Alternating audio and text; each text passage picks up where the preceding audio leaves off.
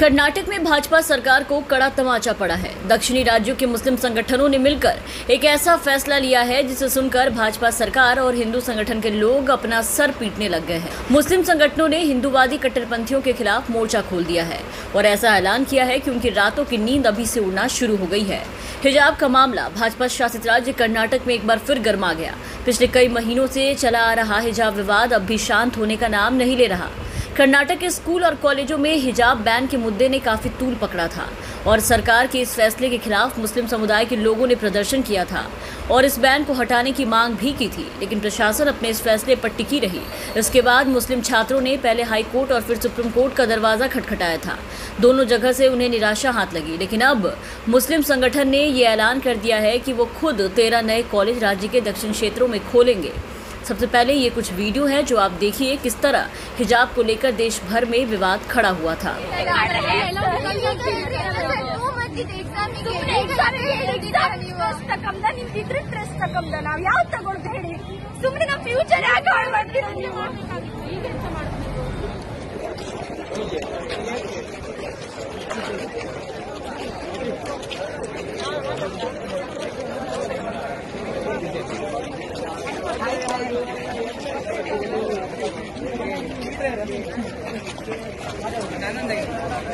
दरअसल कर्नाटक में हिजाब विवाद पूरी तरह खत्म होने की बजाय फिर से बढ़ने लगा है।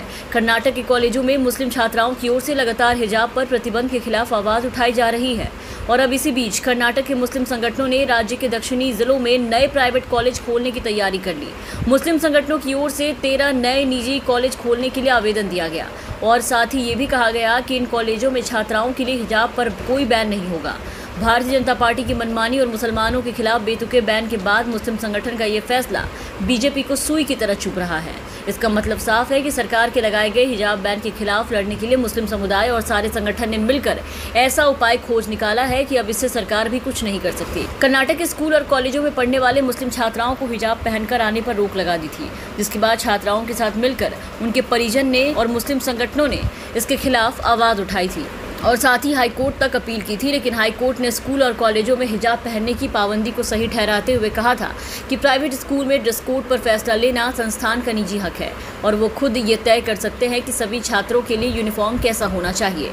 जिसके बाद मुस्लिम समुदाय के लोगों ने सुप्रीम कोर्ट तक गुहार लगाई, लेकिन सुप्रीम कोर्ट ने इस पूरे मामले को पहले ही खारिज कर दिया था और हाईकोर्ट के फैसले को सही ठहराया था।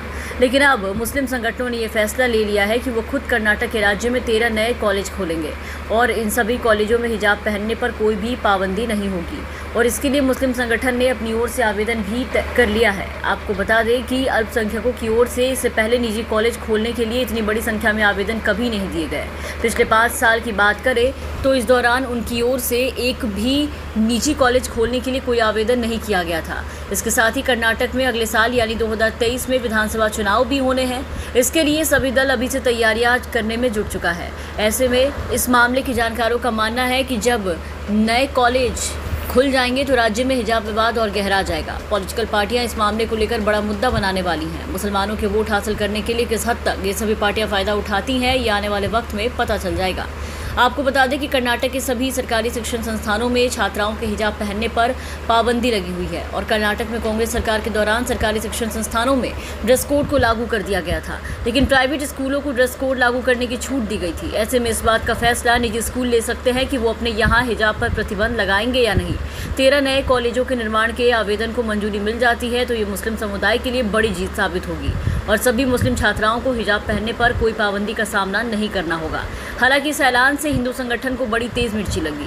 सभी हिंदू संगठन अभी से आग बबूला हो चुके हैं और ताल ठोकने लगे हैं कि हिजाब बैन पर फैसला लेने में मिली छूट का फायदा उठाने के लिए ही मुस्लिम संगठनों ने 13 नए निजी कॉलेज खोलने का निर्णय लिया। इसमें बड़ी बात यह है कि शिक्षा विभाग की ओर से एक आवेदन को मंजूर भी कर लिया गया। साथ ही मुस्लिम संगठनों की ओर से किए गए अन्य आवेदनों की जाँच की जा रही है। शिक्षा विभाग के अफसरों का कहना है कि अगर इन आवेदनों को कॉलेज में खोलने को लेकर सभी मापदंड पूरे पाए जाते हैं तो उन्हें मंजूरी मिल जाएगी। Bureau report, the VPN TV.